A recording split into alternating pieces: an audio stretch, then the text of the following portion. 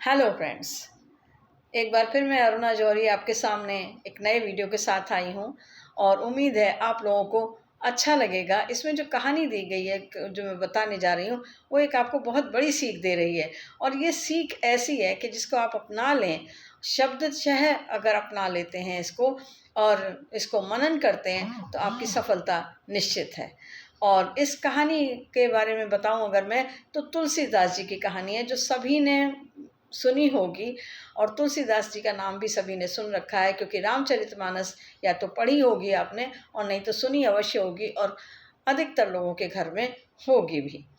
तो ये तुलसीदास जी की बात आज मैं कर रही हूँ। इनका जन्म प्रत्येक वर्ष सावन महीने में शुक्ल पक्ष की सप्तमी तिथि को मनाया जाता है और ये जो तुलसी जयंती इस साल पड़ी वो 4 अगस्त को पड़ी, यानी कल की तुलसी जयंती थी और इसी उपलक्ष्य में मैं आपको आज ये कहानी सुनाने जा रही हूँ। तुलसीदास जी बहुत अच्छे परिवार में, संस्कारी परिवार में पले बढ़े और उनका विवाह हुआ और रत्नावली से उनका विवाह हुआ। उसके बाद में रत्नावली अपने मायके में चली गई। जैसे होता है, लड़कियां शादी के बाद अपने घर भी जाती आती हैं, तो वो अपने मायके में चली गई। अब तुलसीदास जी उनको बहुत प्यार करते थे, उनके विरह में उनसे रहा नहीं जा रहा था, बहुत ज़्यादा वो विरह में दुखी थे और एक दिन नहीं रहा गया उनसे, तो रात के समय वो चल पड़े और चलते हुए रत्नावली के घर पर पहुंच गए। तो रात हो रही थी, गहरी अंधेरी रात थी, तो उनको दिखाई भी कुछ नहीं पड़ रहा था। उन दिनों में ये स्ट्रीट लैंप और लाइटें वगैरह सड़क पे नहीं हुआ करती थी, अंधेरा माने अंधेरा ही होता था। अब जब वो रत्नावली के घर पे पहुँचे तो उसकी उन्हें मालूम था उसका खिड़की जो है वो ऊपर है। तो उन्होंने सोचा कि इसके घर में अंदर कैसे जाऊं, दरवाज़ा खटखटाऊंगा तो सब लोग मेरी मजाक बनाएंगे, उससे अच्छा है कि मैं ऊपर चढ़ जाता हूँ किसी तरह से खिड़की से और उसको देख करके खाली रत्नावली को और वापस लौट जाऊंगा, किसी को पता भी नहीं चलेगा। तो तभी उन्होंने देखा कि वहाँ पर एक रस्सी लटक रही है खिड़की से। उन्हें लगता है रत्नावली भी मेरी विरह में बहुत ज़्यादा परेशान है, तो उसने इसीलिए मेरे लिए रस्सी लटका के रखी हुई है कि मैं ऊपर चढ़ कर के आ जाऊँ। अब वो उस रस्सी के सहारे ऊपर चढ़ के पहुँच गए और जब खिड़की में से ऊपर पहुँचे तो हल्की सी आवाज़ हुई और रत्नावली जाग गई। उसने देखा कि तुलसीदास, उनका ये स्वामी आप यहाँ कैसे और किस तरह से इस जगह पे पहुँचे? तो उन्होंने कहा तुमने रस्सी लटकाई हुई थी मेरे लिए और उसी रस्सी से चढ़ करके मैं यहाँ पर आ गया हूँ। तो तुम ही तो चाहती थी कि हम लोग मिलें। तो रत्नावली को बहुत गुस्सा आया, बहुत ही ज़्यादा क्रोध आया। वो क्रोधित हो गई, बोली मैंने कोई रस्सी नहीं लटकाई है और मैं क्यों नियम भंग करूँगी, जब परिवार वाले, एक ये नियम है कि पत्नी को कुछ दिन के लिए मायके जाना होता है, तो मैं यहाँ आई हूँ, मैं क्यों नियम भंग करूँगी।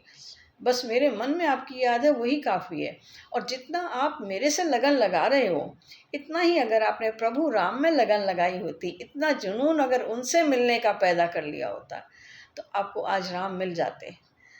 ये एक मानव में, एक इंसानी शरीर में आपने इतनी लगन लगाई, इतना तो ईश्वर में अगर आप लगन लगा लेते, जुनून पैदा कर लेते, जो भी काम करने जा रहे थे उसके लिए जुनून पैदा कर लेते आप, तो फिर आपका जीवन सफल हो जाता और आप अमर हो जाते। तुलसीदास को बहुत ग्लानि हुई अपने ऊपर कि मैंने ये क्या कर दिया। अब जब लौटे वो, तब तक थोड़ी सी रोशनी हो चुकी थी, तो देखा कि वो जिस रास्ते से लौट के आए, जो नीचे उतर के पहुँचे वापस वहीं से उसी रास्ते से, तो उन्होंने पलट के देखा उस रस्सी की तरफ कि जो रत्नावली कह रही थी मैंने नहीं लटकाई रस्सी, तो देखते क्या है कि वो सांप था। तो उनको और भी ज़्यादा ग्लानि हुई अपनी कि मैंने इतना अंधा हो गया मैं रत्नावली के प्यार में कि मैंने ये भी नहीं देखा कि वो रस्सी नहीं सांप है और उस पर चढ़ करके जीवित प्राणी है कि एक निर्जीव चीज़ है, मुझे यही नहीं पता लगा, और चले गए। दोस्तों, ये कहानी सुनाने का आशय केवल यही है मेरा कि जो भी आप काम कर रहे हैं, चाहे वो व्यवसाय है, चाहे नौकरी है, कोई भी काम आप कर रहे हैं, उस काम में अगर आप जुनून पैदा कर लेंगे तो आप अवश्य सफल होंगे, 100% सफलता आपको मिलेगी। जुनून कैसा होना चाहिए कि ना दिन है, ना रात है, ना बरसात है। हम लोग अक्सर बहाना बनाते रहते हैं। बहाना साइटिस हम लोगों के पास में बहुत बड़ा सा रहता है कि आज पानी बरस रहा था, आज सर्दी हो रही थी, आज गर्मी हो रही थी। ये तो मौसम है, आते जाते रहेंगे ही रहेंगे। इसकी वजह से क्या आप घर बैठ जाएंगे? बताइए, सोच के देखिए, अगर नौकरी होती है, आपकी प्राइवेट नौकरी होती है, सरकारी में तो छुट्टी मार लेते हैं लोग, लेकिन अगर आपकी प्राइवेट नौकरी होती है तो क्या आप इस तरह के बहाने बनाते हैं? कैसी भी बारिश हो, आप जाते ही जाते हैं और नहीं बना के बैठते बहाना। तो जब तक आप बहाने बनाते रहेंगे, जब तक आपके अंदर जुनून नहीं आएगा, ऐसा जुनून कि उसके अलावा कुछ दिखाई ना दे, सांप रस्सी जैसा दिखाई देने लग जाए, तब आपको सफलता मिलेगी।